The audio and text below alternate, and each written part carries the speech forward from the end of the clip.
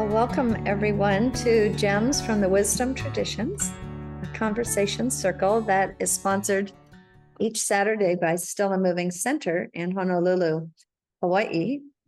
This week, it's co-sponsored by the Academy of Mindful Movement, which is largely an online organization for teachers to learn more mindful movement practices. So both organizations welcome all of you today to today's meeting, which is on the topic of inexhaustible potential. That comes from our Still and Moving Center Almanac that has a theme for the year and a theme for every week. And our theme for this week is inexhaustible potential. I think we're going to go ahead and skip the back cover of the Still and Moving Center Almanac today because we have so much to do. I wanted to explain to you why, when I was thinking of this theme of inexhaustible potential, I thought of this new field of science called neuroplasticity. It's one of the most exciting fields of science to me right now because of what it says about the human being. And that is, it deals with the human being as having mind primary to brain, which means that no matter what goes on with our brains, we still have a lot of options and self-determination and possibility of healing and improving, because how we have our mind work our brain can make huge differences, and therefore it can make differences in our body. Feldenkrais comes to mind for me. It's the most healing practice of all the healing practices that in 15 years of running Still and Moving Center I've encountered, and I've encountered a lot of healing practices. Feldenkrais has given the most relief from pain and the most access to movement of all of the different movement and healing practices I've been exposed to. So I'm a huge fan of the practice of Feldenkrais and therefore of its creator, Moshe Feldenkrais. Now that takes me to why it is that I've invited our presenter, Alice Boyd, to do a little interview with me to start this off. Alice is a longtime Feldenkrais practitioner. She happens to offer online classes to Still and Moving Center. So anybody around the world with an accessible time zone can take those classes from her. She also offers them in person and where she is. Alice also has the special distinction of being the first person to really seriously set out on the journey of providing a film documentary of Moshe Feldenkrais' life. So we'll have a chance to get a little sneak preview of that toward the end of the hour. So I'd like to, before we even start talking or interviewing, and you'll be able to ask questions, of course, because this is a very circular conversation, I'd like to invite Alice to say anything she'd like and then take us through a little bit of actual Feldenkrais movement. So Alice, let's turn it over to you. Welcome.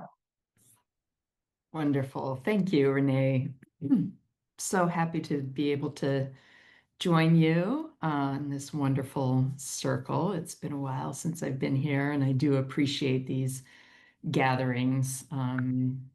Yeah, so rich and so important.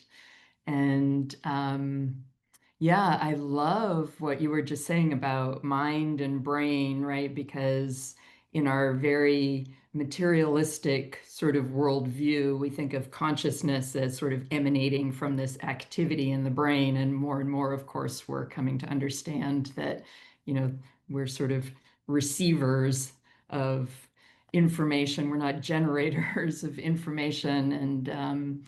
And it makes me think of an early influence of Moshe Feldenkrais was Émile Coué, who was a French sort of philosopher, theoretician who wrote about autosuggestion, self-hypnosis. And from early on, Moshe really was taken with this idea that our imagination and sort of this access we have beyond kind of logical thought is much more influential in our lives than, willpower and sort of rational thinking and things like that. So very much aligned with what you were just saying.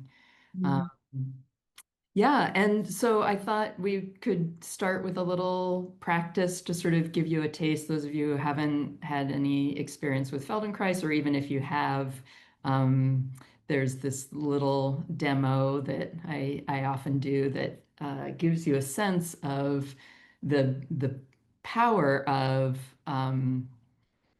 moving with attention for creating shifts in our nervous system that really quite quickly. So challenging this sort of, having to push and use effort to create a change in our experience, challenging that notion and recognizing that really the power of our attention with intention is really trumps that. So yeah, shall we? Yes, let's do it. Okay, I thought we'd do something in sitting, and you're going to need a little space in front of you. You're going to be raising an arm out in front of you, so maybe turn if you can easily to one side and sit comfortably. If you're leaning back up against your chair, you might want to scoot forward a little bit so you can sit a little more upright. And then once you're in a comfortable position, ideally feet on the floor, hands resting in your lap, just close your eyes and take a moment to notice yourself as you arrive here. If you're comfortable closing your eyes, close your eyes if that feels a little just not like something you want to do. Just have your gaze resting on some point that's not moving, and notice how sort of reducing visual stimulus lets you sense into yourself a little more. And just be curious about any asymmetries you might notice right and left sides. Perhaps one side feels heavier than the other. Maybe you feel your sit bone or your bottom a little more clearly in contact with your seat on one side. Or maybe you sense that one side of you is just bigger somehow, heavier. Notice your two shoulders. Do they feel pretty level, or does one feel higher than the other?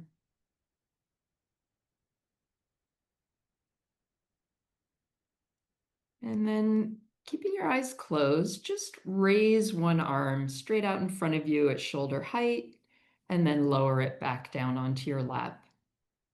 And maybe 2 or 3 times, lift and lower this arm just with the intention of gauging how heavy it is, how smoothly it moves. If you have any discomfort in your shoulder, just do a little and then really let your arm rest when your hand comes down. Good. And the next time your hand is resting on your lap, pause for a moment. Really let that arm go. And then try lifting your other arm a time or two and notice what's different. Does this arm feel lighter than the other arm or heavier? Is this shoulder more comfortable, more at ease with this movement, or less so? And then the next time this hand is resting, pause. And if you have any injury in a shoulder, any discomfort in one of your shoulders, use the other arm. So we're going to work with one arm from here out and pick the arm that is sort of most comfortable for you to work with. And when you're ready, go ahead and raise that arm out in front of you at shoulder height and leave it there. And then a couple of times, reach with that arm as though you're going to reach forward to tap someone on the shoulder or something, and then return to where you started, leaving the arm out in front of you. Just reach and return a time or two and sense how you can do this easily, comfortably. Notice if you're holding your breath at any point, let your breath be easy. And just, yeah, find that movement. And then the next time you're back, let your arm come down and rest.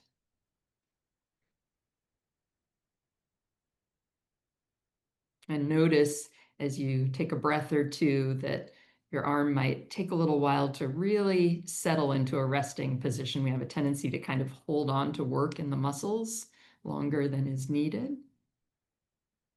So when you're ready, raise that same arm again. And make that same movement of reaching as though you're going to tap someone on the shoulder. And as you do this, notice what happens in that reaching shoulder. Notice what happens in your sternum, in your chest, in your neck and your head, how you turn your shoulder, your chest, your neck, your head a little bit to reach. Just listen for that turning of your sternum, your breastbone, and your ribs. Great. And then pause, let your arm come down.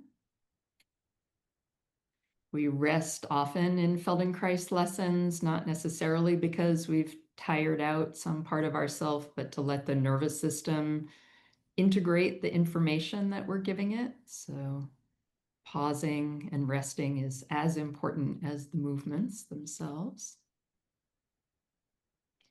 Again, raise that same arm out in front of you.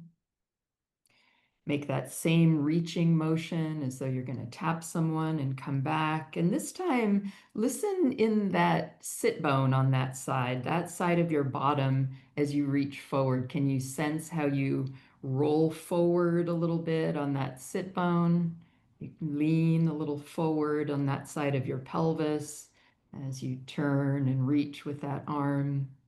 Just sense that motion, that shift in your pelvis as you reach and return. And the next time you've returned, let your arm come down and rest. Really important to not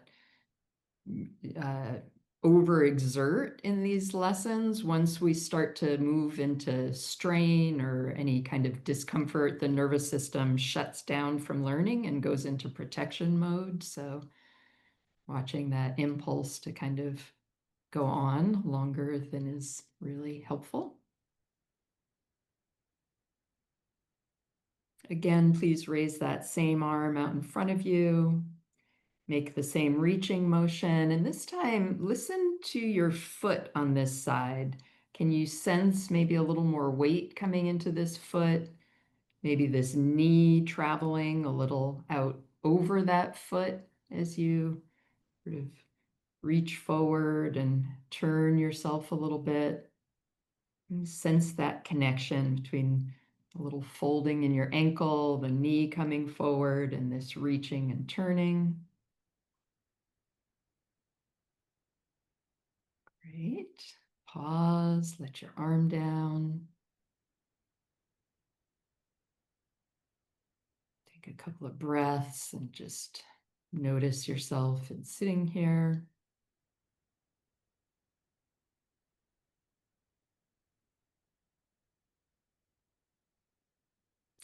And then one last time, raise that same arm out in front of you.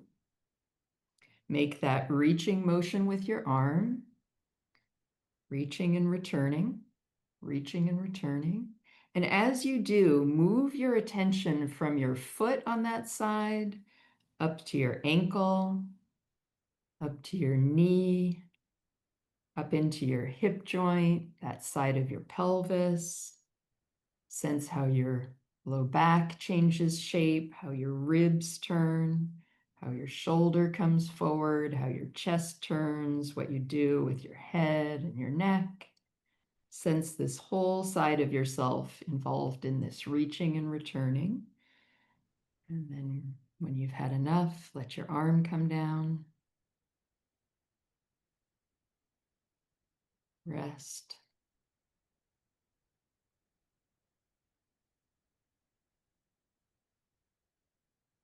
And then just simply test out raising that arm and lowering that arm. And notice if the quality of this simple lifting and lowering of this arm has changed since you first tested it out.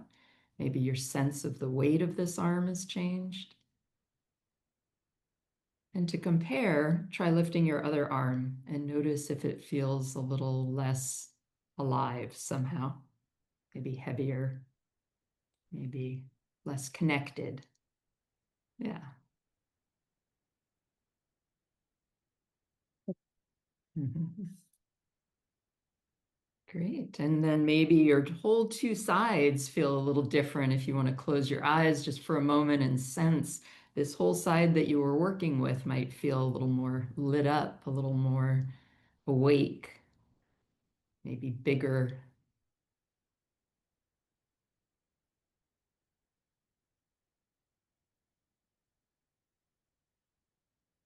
Great. And when you're ready, you can come back into connection here.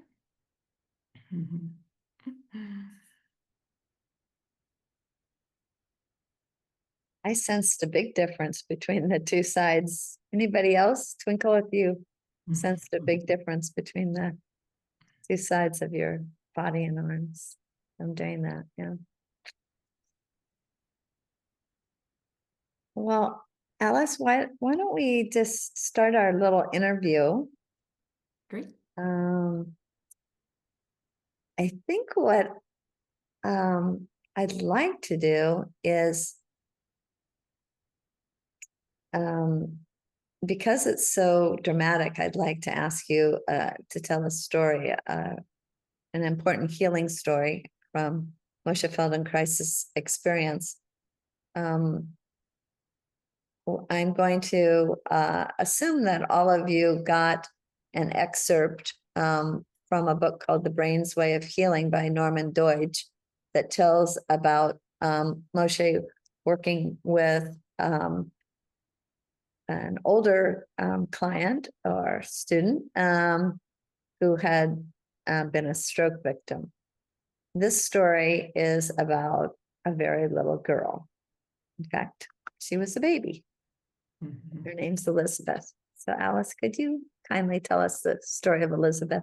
Yes, happy to. And I love that you shared the story of Nora in that excerpt because that really, I think, shows Feldenkrais's creativity in working with people. He worked with individuals, not with conditions. He felt very strongly about that, that every individual has their own unique history, situation, and he was so creative in the ways that he found to work with people to find workarounds. Um, and so, yes, this little girl, Elizabeth, she was born in the 70s when Moshe was still alive and he was conducting trainings in the United States. And her mother apparently had some sense that there was something wrong when she was pregnant with Elizabeth because Elizabeth didn't move in utero much at all. And after she was born, they noticed that as she was developing, her eyes weren't tracking. They would sort of point off in different directions, and she wasn't tracking even as she became a few months old. When she was 4 months old, she was examined by a neuroscientist who determined, after doing lots of tests, I'm sure, that her brain hadn't developed since birth and predicted that it would not, that she was missing apparently a third of her cerebellum, which controls balance and coordination, and it's a very important part of the brain. And he told her parents to expect that she would never walk, she would probably be incontinent, and really that the best that they could hope for was, I think the term they used was profound or severe, I can't remember the qualifier, the adjective, retardation, and that she would be institutionalized. So very, very grim prognosis from the best of the best specialists at the time in the 70s. But fortunately, her parents had a friend who was an osteopath who knew about Moshe Feldenkrais and suggested that they contact him. And they did, and arranged to meet him. And by the time they met with him, I think Elizabeth was 13 months old, and she wasn't crawling or scooting or anything at all. She was alternately completely, her muscles were completely flaccid or completely in spasm. And she did a lot of physical therapy and different therapies that was, her parents were trying everything. And those were apparently really painful for her. So when she first saw Feldenkrais, she was understandably very anxious, and Moshe could see that the tonus in her musculature he really had to address first to be able to start to work with her. And the the story goes that after I think 2 or 3 meetings, he reported to her father, Elizabeth's father, who I can imagine the distress and concern of these parents. But Moshe said to Elizabeth's father that she would dance at her wedding. And he said this was because he could see how quickly she responded to his touch. So he worked very gently with her to sort of relieve this tonus and start to help her create these connections that her brain wasn't automatically making, which, if we don't have brain damage or missing parts of our brain, we just sort of naturally develop these skills. So he helped connect the movement of her head with the movement of her pelvis, and gave, as he did with children he worked with who had cerebral palsy, he gave these clear signals to her nervous system that these children couldn't create on their own because of the spastic nature of their movements. So some sort of sense of reliability in their nervous systems would immediately learn and take this on. And so Moshe worked with her. Her parents brought her to Israel, and they would meet him when he was in the United States up until he was no longer able to work. And then she started working with a student of his, Anat Banyel, who worked a lot with children. And at the time that Norman Deutsch interviewed her when he was writing this wonderful book, The Brain's Way of Healing, if you haven't read it, it's really terrific. She was in her 30s. She had 2 advanced degrees. She ran a small business, was married with children. And yes, she danced at her wedding, as Moshe promised. So this extraordinary story of, again, in the face of these odds that just seem insurmountable, Moshe really understood from his own experience, his own life experience, and experience of working with lots of people, the infinite potential, the inexhaustible potential of our nervous systems to continue to learn and adjust and find workarounds.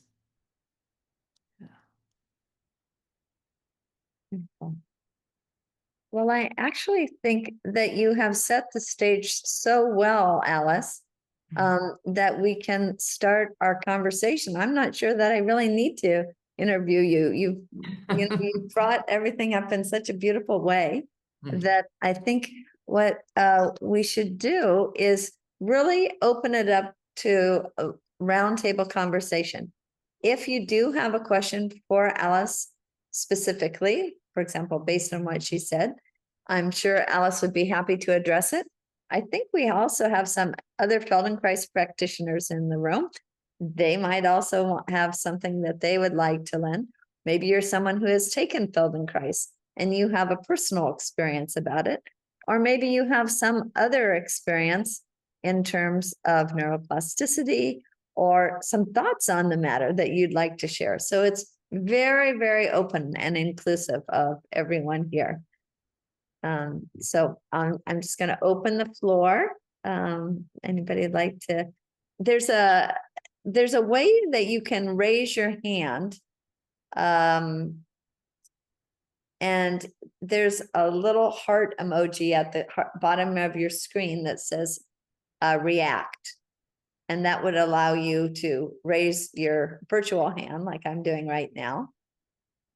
And if you just can't figure that out, don't worry, just put your real hand up and I will call on you.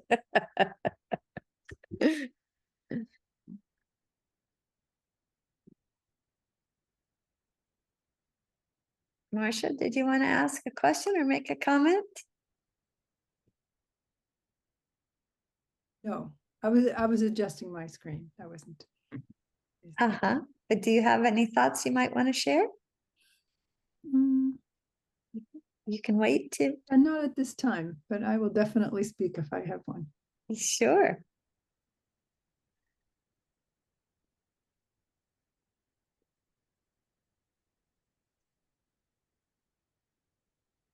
Well, I can say while we're waiting, I can tell you the story of Moshe's personal experience that really sort of propelled him onto this path.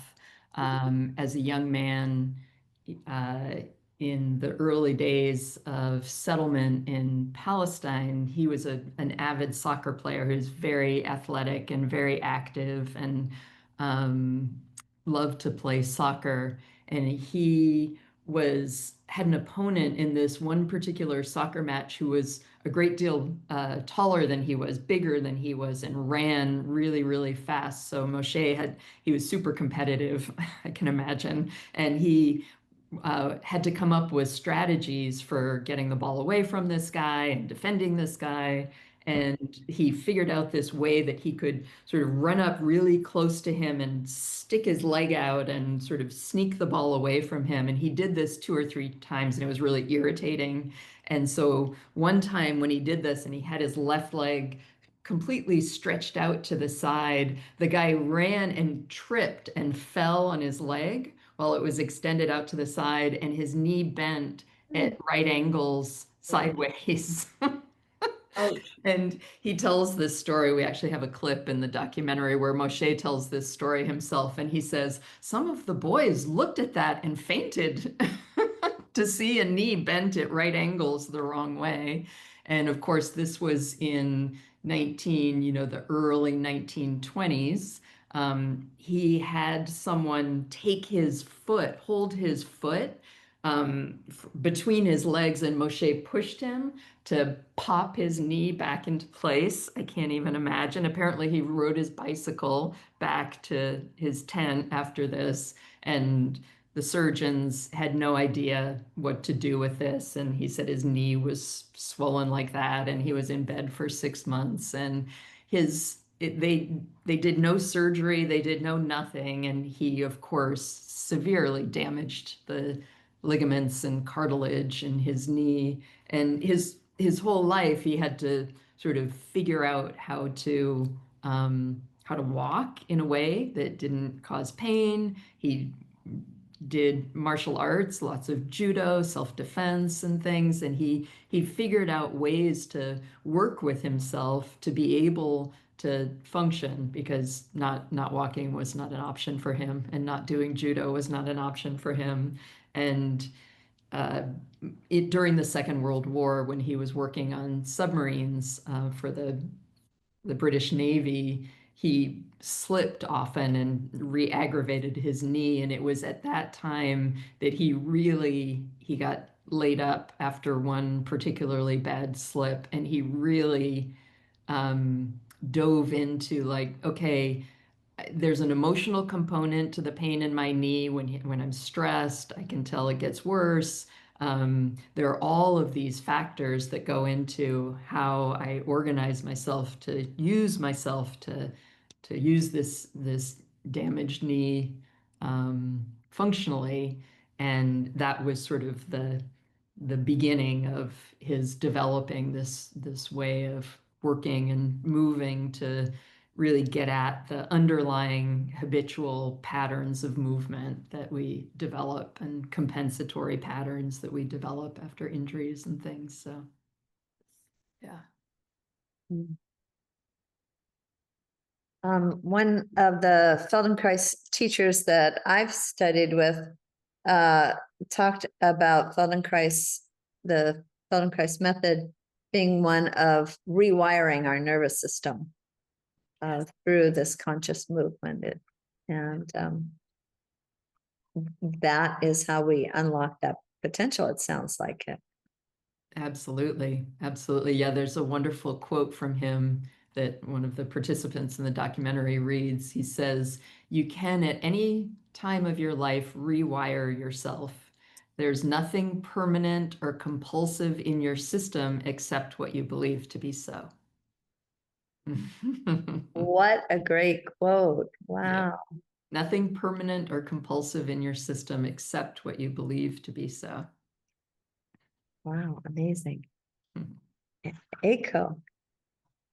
Yes, Alice, thank you so much. It's a beautiful stories, Moshe's beautiful story. I'm not good at native English speaker, so if my English is not sounds good enough, please let me know. So yeah, I just wanted to share the Moshe's quote: "When you know what you do, you can do what you want." So that's the one of the famous quote. Alice, what do you think? Yes, I love that quote. Absolutely. Yeah. It's not easy to notice how we feel the emotion, but by noticing what we do, we can notice the pattern, the habitual thinking pattern, emotional way of thinking. I don't know what to say. Yeah. So Moshe used, it's a good way to observe ourselves through movement. Like meditation takes many, many years, but movement takes a shortcut. Yes, absolutely. And also, I'd like to share the story about Japan. When Moshe came visit Japan, Alice, you might know this. Do you? Yes, yeah. Yeah. Moshe visited Japan and exchanged work with Chi master, most famous, well-known Japanese Chi master, Noguchi. And I have to, I wanted to share. He also had a very deep insight about Chi and all those universal system, I believe. Yes. Yeah, I graduated from about 15 years ago in Japan Guild, Feldenkrais practitioner training system. And then after that, I studied with Mia Siegel. Do you know Alice? Yes, yes. So this is a picture from Mia. She gave it to me. So I'm so happy to, if I can share you. This is Moshe. Yes. And this is Noguchi Sensei. And this is Mia. The Wonderful. I hope you. Thank you so much for sharing that. Yes, I've heard stories and I heard Mia talk about Moshe's trip to Japan and how important it was, how honored he was, and yes, it's so important for him and grateful that he was able to do that. So yeah, that's great. Thank you so much for sharing that, Iko. Thank you, Alice.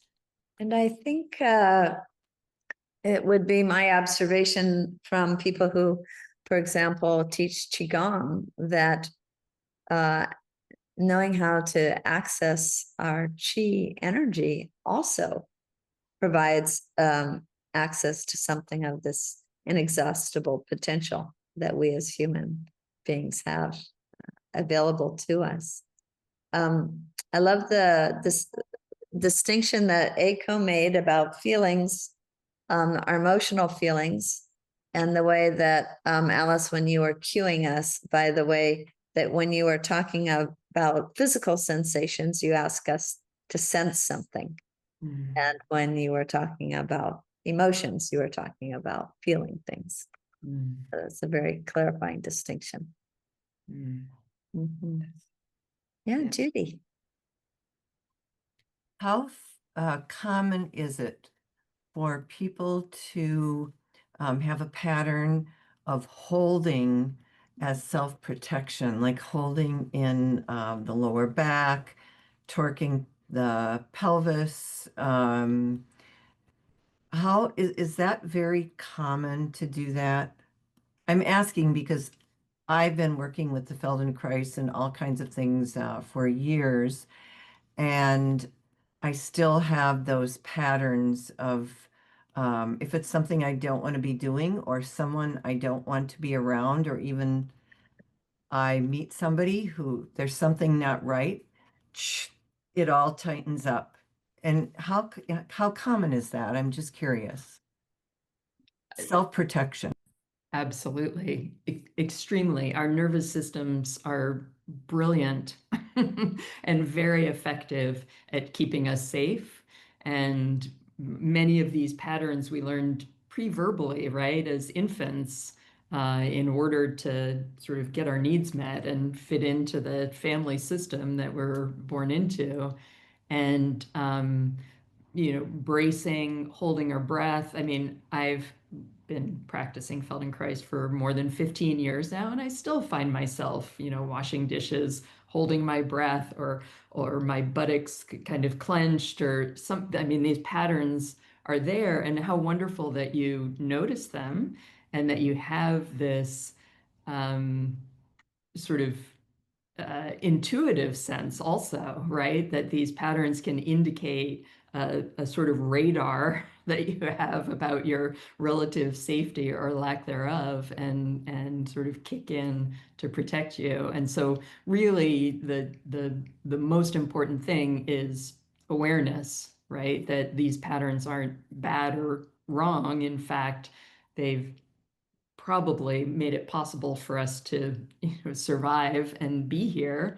So honoring them, and as Aiko so helpfully pointed out, like once we're aware of what we're doing, then we have some choice about it. It's when these things happen under the level of our awareness that we're running on autopilot, and we find ourselves in situations that are in having injuries or strains or things that seem like they've come out of nowhere, but really the body's been sort of trying to tell us about them for a while. So developing awareness is the group movement lessons in Feldenkrais are titled Awareness Through Movement, because that's the intention.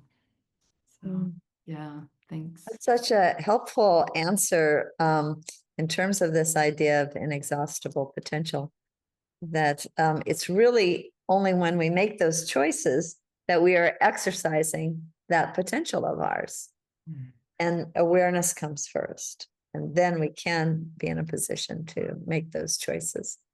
Then the world's our oyster, so to speak, in terms of how far we could go. And it's wonderful that we become habituated, right? That we don't have to relearn how to walk every time we stand up. I mean, it's sort of blessing and a curse of the nervous system that we do develop these grooves and these habits and these patterns. So definitely appreciating the functional and the beneficial patterns that we've developed, and having some choice about the ones that maybe have outlived their helpfulness.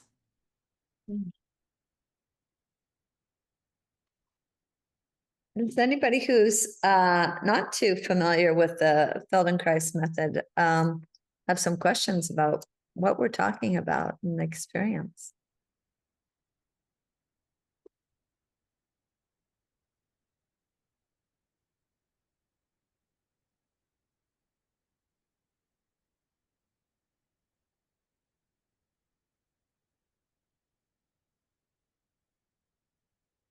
David Sanders, I'm happy to see you here. You want to make a point at some point? Oh, Monty?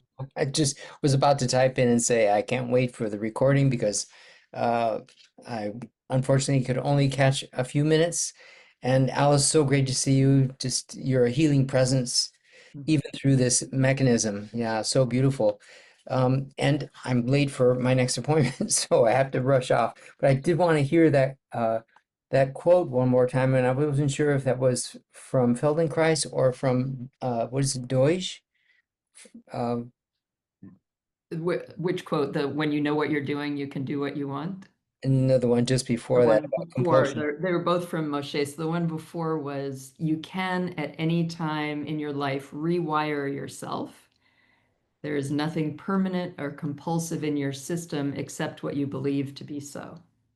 That's so amazing. I think he must have been contemporary with Napoleon Hill and that whole crew about the power of thoughts. Don't know Napoleon Hill. Okay. Whatever you can dream or believe you Oh, okay. can I know. achieve. Yeah, whatever you can dream or believe you can achieve. Something Mm, along those lines. I think that must have all been around the same time. mm, yeah. Sometimes attributed to Goethe. I know there's some questions about who was the originator of that quote. Yeah. Yeah. It's a wonderful quote in any case. Yeah. Yeah. And like I said, I have to rush out, but Alice, I look forward to more of you. Thank you. Oh, thanks, David. Thank you. And I'll send you a link to it's great timing because we're actually doing a feedback screening of the documentary this weekend. So if you'd like to get a sneak peek, I'll send you the link. Oh, thank you so much. Yeah, thank you. Be sure I have your email address. Awesome. Thank you, Renee. Yes, thank you. Mary, I see, or Marianne, I see your hand up, but I think I might have Monte about to weigh in here. Monte, did you want to say something? I see your mic is on. I was just wondering how do you actually do the therapy? Do people identify? Give me some. I'd love to know some examples and what you actually do with a certain problem that someone would have, and what's the nuts and bolts. Yeah. So the Feldenkrais method is practiced in two forms. There's the one-on-one hands-on version where you deal specifically with an issue that someone has, and it's often lying on a table fully clothed, and the practitioner moves the person around and sort of communicates with the nervous system to help the person sense more about what they're doing and how they might sort of, yeah, just be able to do what they want. And then group lessons are these awareness through movement classes that we offer through Still and Moving Center, and they're taught, verbally like a yoga class, and the movements are sort of novel and usually small and gentle, but sometimes the lessons can involve some pretty involved movements. But the key is that you're moving with awareness and resting and sort of experimenting and discovering how you do what you do so that you can again expand your choices and your options. So it's still a little vague. It's sort of the kind of thing like trying to describe what a mango tastes like. At some point you just have to take a bite and try it yourself. So yeah. And the documentary, I'll show you just the little 5-minute intro, and if people are interested, you can email me and I can send you the link to watch the whole thing as it is now, which is still, we're still working out the details, but we're pretty excited with the direction it's heading, and we're hoping that it answers the question that you were just asking, Monty, of for people who know nothing about it, it gives you sort of a sense of what it looks like, and hopefully intrigues people so that they'll want to give it a try. Monte, I can describe what I went through. I had a lower back injury from twisting and leaning over at the same time and reaching. And I had been suffering daily for about 8 years as a result. And I had tried everything, the chiropractors, the osteopaths, the physical therapists, acupuncture, massage. I mean, big list of things. And my own movement practice of Nia. At some point, somebody sent me to a Feldenkrais practitioner, and she said, "Renee, do you know that you don't have to experience that pain?" And I said, "No, I don't know that. I've tried everything that I know to do, and I'm still experiencing it. So, no, I don't know that." She said, "Well, would you be open to maybe not experiencing it?" Yes. So she had me on her table, and within 3 to 5 private sessions with her, doing these little teeny tiny movements, sometimes she would have me move, sometimes she would move my body, and somehow between us we managed to rewire my nervous system, I guess. And I really was pretty much out of that pain. And then whenever that pain might recur, and long intervals before it would come back, I would either go to a group class, and there, because I am used to moving big, I'm used to moving fast, very dance type movements, I would be continually scolded. And the Feldenkrais class, "Renee, you don't have to do it so big. Renee, this isn't a competition. You don't have to go so far. Renee, you can rest now. You don't have to try so hard." This was very difficult for me, but eventually I got the point that, yeah, small is good. Small is better in this case. And so that's what I will use for my tune-ups whenever I need it. So that's my little description of kind of the results of Feldenkrais. And all the movements each time are different.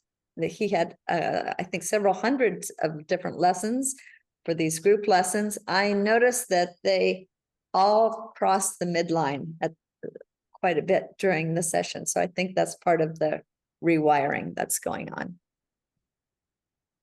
So I hope that helps a little bit. Yeah, a little bit. Thank you. Yeah. Judy, did you want to say something? Oh, and we had Marie-Ange too. Maybe I should call on Marie-Ange, who was actually first with her hand up.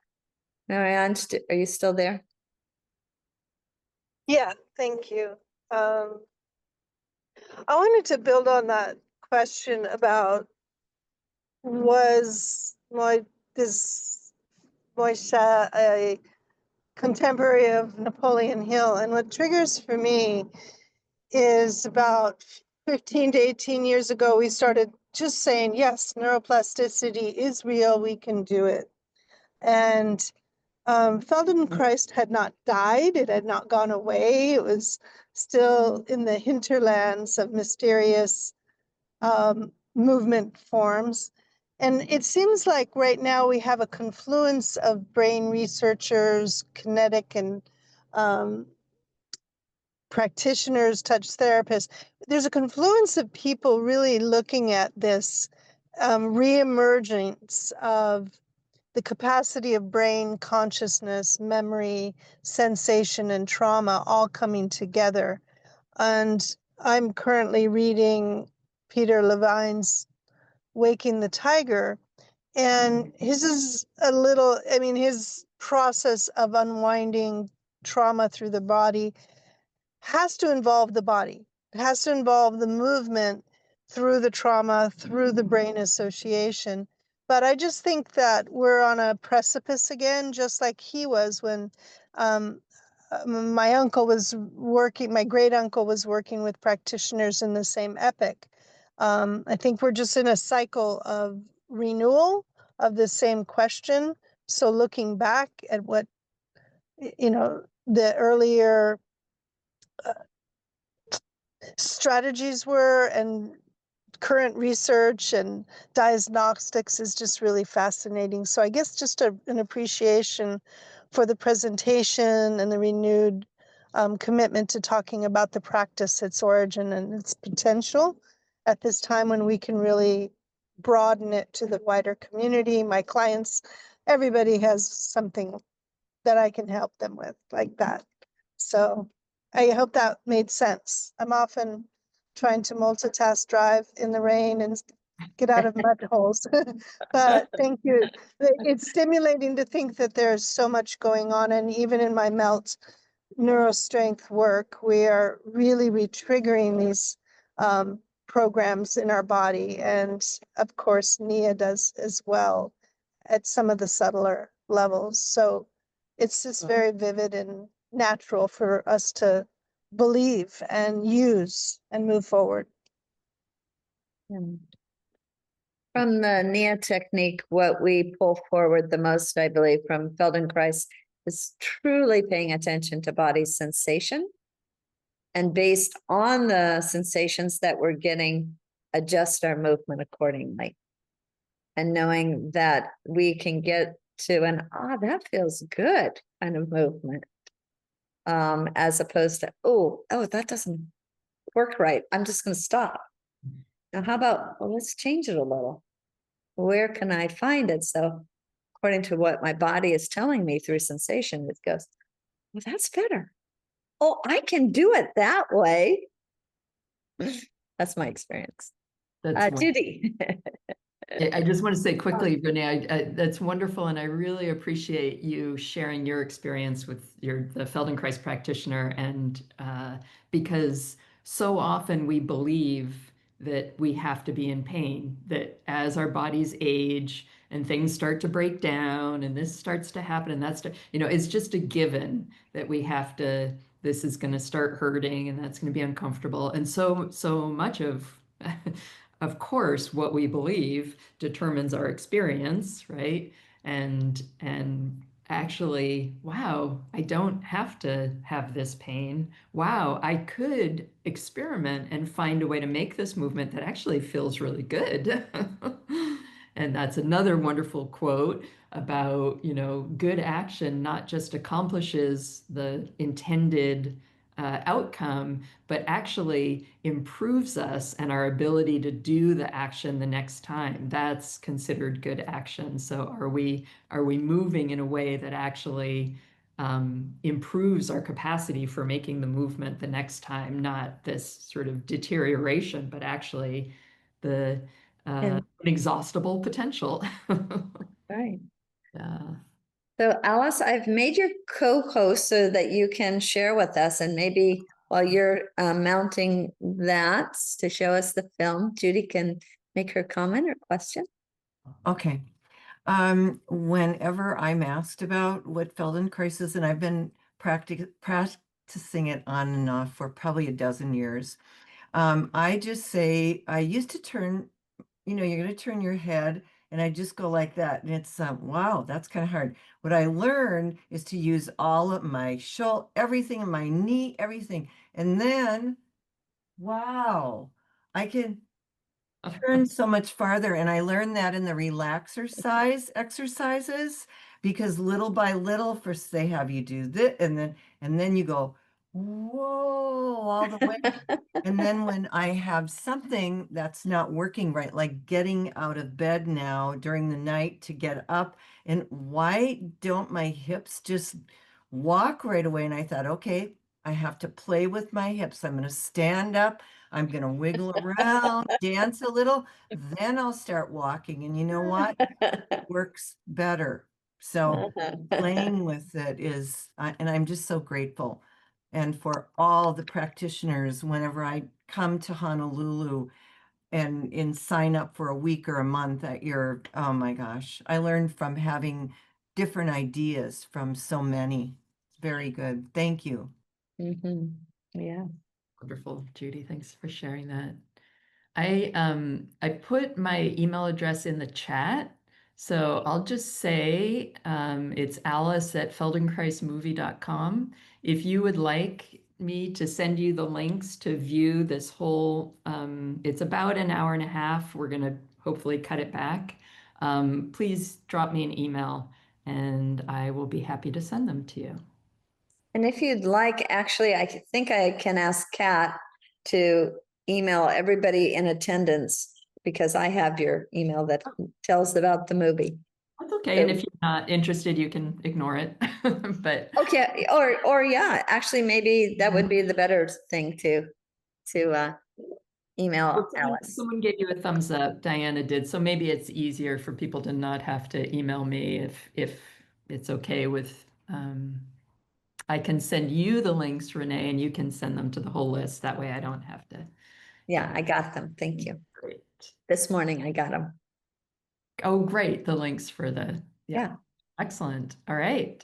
Yeah. So Here's let's, the movie.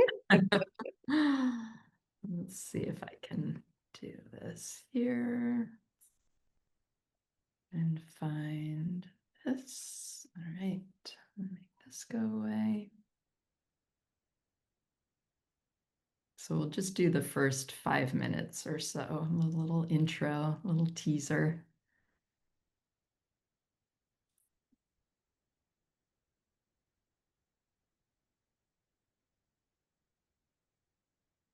I'm not hearing sound yet, by It's the way. quiet, pretty quiet.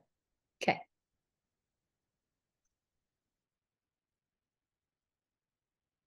When you go to the ocean and there's trees next to the ocean have grown in the wind, and the forces have shaped them.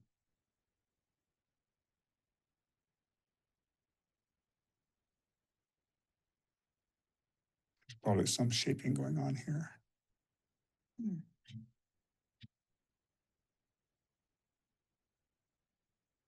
Do you hear it now, Renee? So my first class of Feldenkrais, yeah, it was interesting because I didn't know what to expect exactly. That was kind of strange, doing these wide movements. It was a lot of gentle movements that didn't demand anything of me.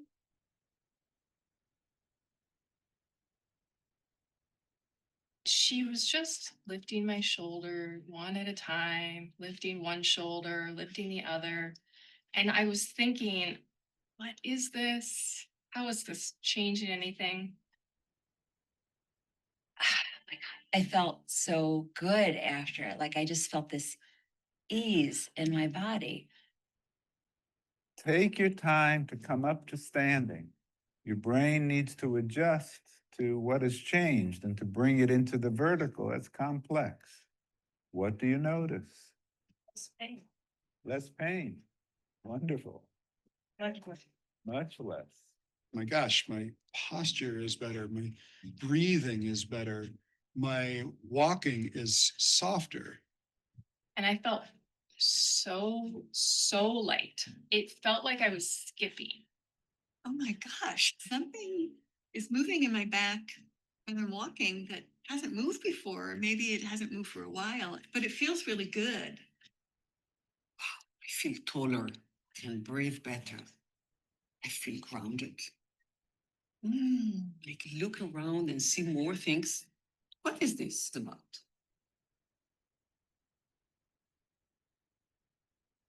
Yesterday, I was paddling.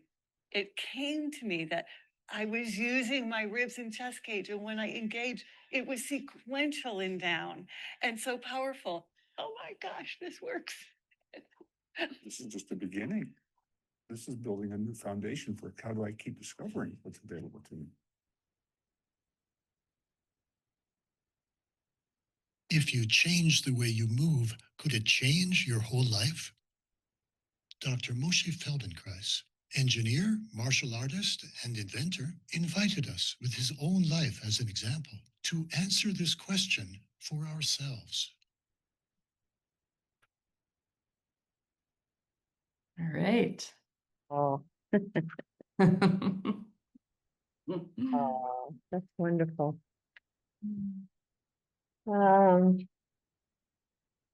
Yeah, Judy, we're So excited to see Nick Strauss-Klein from Minneapolis in this. Wow. He 'Cause that's features who I, He features What? prominently. yeah, he's wonderful. And of course, yes, I've worked with him over the year. He was wonderful. Wow, I'm so excited. I have to email him. well, I think I can speak on behalf of many of us here of being deeply indebted to Alice for sharing her time with us. She's in a very, very busy period where she's really honing in on getting this film complete. She's done so much work, including going to Israel and filming in person there. And I mean, you can see she's got video clips from all over.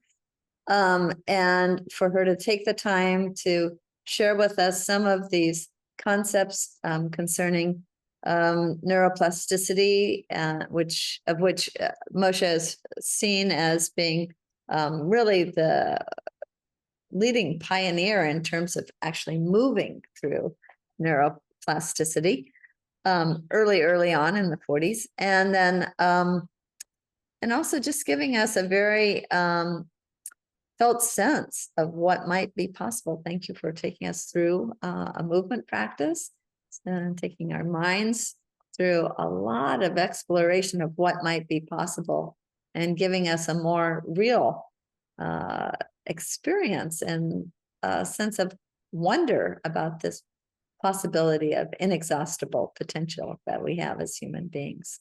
So really want to thank you so much, Alice. Thank you, Renee. Thank you for putting this together and for all you do to help us realize our inexhaustible potential. So. Well, I am a true believer in it. I don't have a shadow of a doubt in my mind about it. So if that helps, I do have that. You know, I'm realizing I have your letter. I'm wondering, maybe I can put those links for it. Just the link to the web page, or if you want to forward the letter, then the letter has maybe a little more. Okay. All right. Whatever you'd like to do. You could either forward the email and actually I could probably, do I have it right here? Yes. I can just put that link in the chat. Good thinking. Yeah, there we go. And then you could. It's funny that I don't think of the simplest way of doing things. Maybe not first. Not immediately. But yeah. with some nudging, I can see those blind spots. Yeah. Yeah. There we go. So if you know how to do like a copy and a paste, you could paste it either up in a web browser or in a note or on a Word doc or something, so that when we hop off, you'll still have that link to the screening of her film. Yeah, this link will take you to a web page that has the link to watch the film on Vimeo. And then we ask, please, pretty please, after you watch the film, if you would fill out the short feedback form. There's another link on this web page that takes you to a quick feedback form. We've gotten so much helpful input to, we really want to make this the best we can with what we have that we're working with. So your input is super helpful. Yeah. I will mention that next week our topic is going to be noetic devotion, and I am not prepared to tell you the exact details of that. We do have one that next week of sacred human geometry, And that's probably a topic that you're a little bit more familiar with. So that will be on Saturday, November 29th, which would be 2 days after Thanksgiving. And the fact that you tuned in today most likely means you'll be getting a little reminder of gems in the future. So if you want to keep your eyes open for those will be there for you. We're so glad all of you attended, and let's just all give a little silent or audible clap for Alice. So appreciative.